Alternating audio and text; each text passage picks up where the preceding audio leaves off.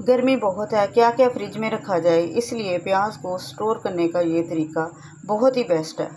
इस तरीके से हम ईद पर गर्मी से कैसे बच सकते हैं, क्योंकि बड़ी ईद पर तो बड़ी बड़ी दावत होती है।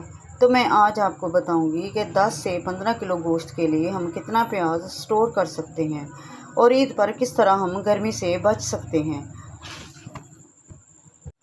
और बड़ी से बड़ी दावत में भी आसानी से खाना बना सकते हैं।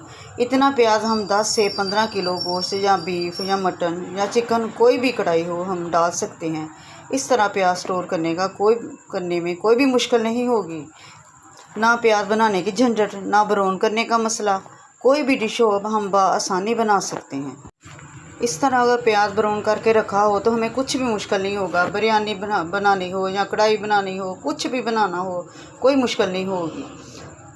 और जिस तरीके से मैंने इसको फ्राई किया, मैंने बहुत ही एहतियात से इसको फ्राई किया और बहुत अच्छे तरीके से बनाया है इसको। क्योंकि ये देखिए इसका कलर, ना मैंने इसको डार्क होने दिया। इसका कलर तो बिल्कुल भी डार्क नहीं होने देना, वरना हमारी जो रेसिपी है ना वो ख़राब हो जाएगी। तो चलिए बिस्मिल्लाहिर्रहमानिर्रहीम स्टार्ट करते हैं। सबसे पहले ये मैंने 5 किलो प्याज लिया है। हमने इसके छिलके उतार लेने हैं। प्याज छोटे हों या बड़े हों, प्याज आजकल तो सस्ता भी बहुत है। सबसे पहले लेते हैं इनके छिलके उतार।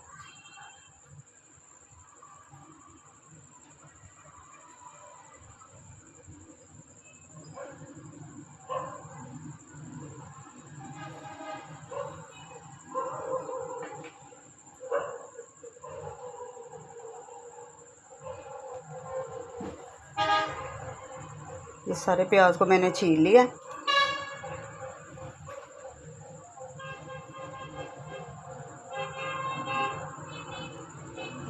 और प्याज के जो दरमियान में गुठली होती है ना, वो तो लाजमी निकालनी है।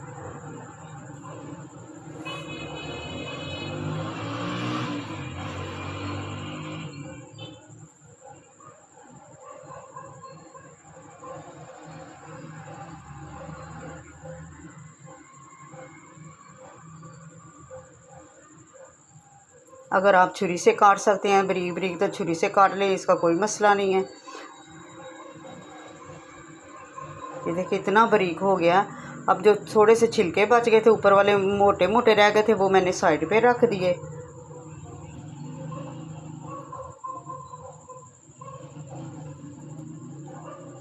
इसको हम इसके अंदर नहीं शामिल करेंगे, क्योंकि ये बारीक हैं, ये मोटे छिलके हैं और ये इसके अंदर ना फ्राई करते वक्त मैच नहीं होंगे, इसीलिए इनको अलग ही रहने दें। अब मैंने सारे प्याज को आधा घंटा 2 घंटे के लिए ना धूप में रख दिया था। पहले मैंने आधा घंटा नीचे रखा था, फिर मैं ऊपर धूप में रखा। 2-3 घंटे के लिए मैंने धूप पे रखा, क्योंकि धूप तो काफ़ी शदीद है और ये इतना जल्दी ये देखे सूख गया ना, और बहुत ही अच्छे से सूख गया। हम इस तरह इसको और सुखा के इसका पाउडर भी बना सकते हैं। अब करते हैं इसको फ्राई। कढ़ाई में थोड़ा सा डालेंगे ऑयल। ऑयल को हमने पहले तेज़ आंच पे गरम कर लेना है, ज़्यादा गरम नहीं, बिल्कुल भी ज़्यादा गरम नहीं करना, क्योंकि जब हम ज़्यादा गरम में डालेंगे तो फ़ौरन से ये ब्लैक हो जाएगा। इसलिए ऑयल को नॉर्मल ही रखना है। वो थोड़ा थोड़ा करके हमने इसको फ्राई करना है, सारा एकदम डालना नहीं है। ये देखिए इस तरह माशाल्लाह से इतनी जल्दी और इतना अच्छा कलर आ जाता। हमें अब भी गर्मी से बच सकते हैं इस तरह हम करके। ज़्यादा गर्मी में खड़े भी नहीं होना पड़ेगा किचन में। ये कलर कितना खूबसूरत सा आ गया। अब इसको निकाल लेना, फ़ौरन ही इसको निकाल लेना है।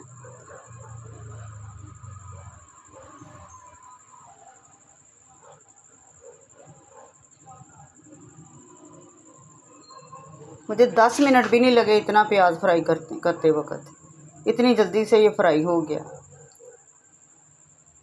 इस तरह करके हमने सारा ऑयल निकाल देना। थोड़ी देर के लिए इसको दबाएंगे, फिर छलनी में थोड़ी देर पड़ा रहने देंगे, ताकि एक्स्ट्रा ऑयल जो बाकी रह जाए वो भी निकल जाए।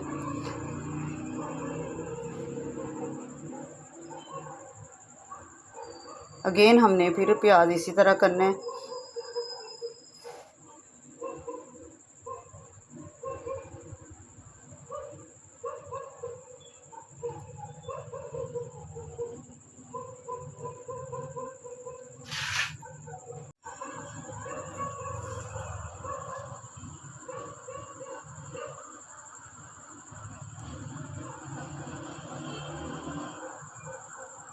इस तरह प्याज ब्राउन करके हम बहुत ही आसानी से ईद पर गर्मी से बच सकते हैं। चाहे कोई दावत हो जाए या घर में कोई मेहमान आ जाए, बड़ी आसानी से हम प्याज निकालें। कोई भी डिश बनानी हो, बिरयानी बनानी हो, आसानी से बन जाएगी।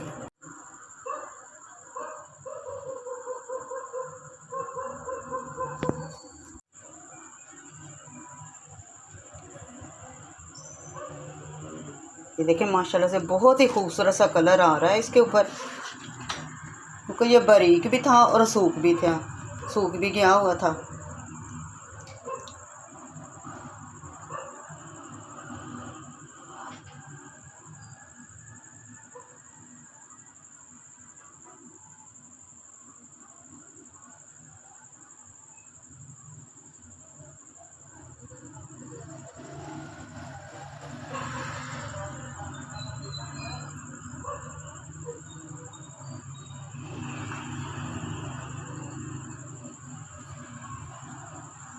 अब जो पैन के अंदर रह गया ना थोड़ा थोड़ा प्याज, इसको भी हमने लाजमन निकाल लेना है।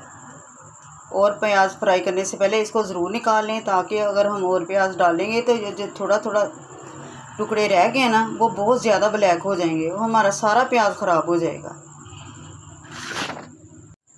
ये देखें माशाल्लाह सारा प्याज 5 किलो का 5 किलो फ्राई हो चुका है। गर्मी बहुत है, ईद पर क्या किया जाए, दावतें भी होनी हैं घर में, चंद मेहमान भी आ जाएं, ईद के दिनों में करनी भी पड़ती है, तो बहुत मुश्किल हो जाती है। इसके लिए मैंने आसान सा हल ये किया कि मैंने इसको फ्राई करके रख लिया। 10 किलो या 15 किलो गोश्त के लिए ये इतना प्याज बहुत ज़्यादा, बहुत ही काफ़ी है। प्याज सस्ता भी है। इस तरह लेकर फ्राई कर लें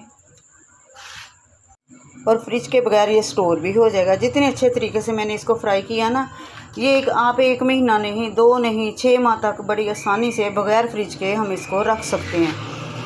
वीडियो पसंद आए तो लाइक और शेयर कीजिए। दुआओं में याद रखिए। अल्लाह हाफिज़।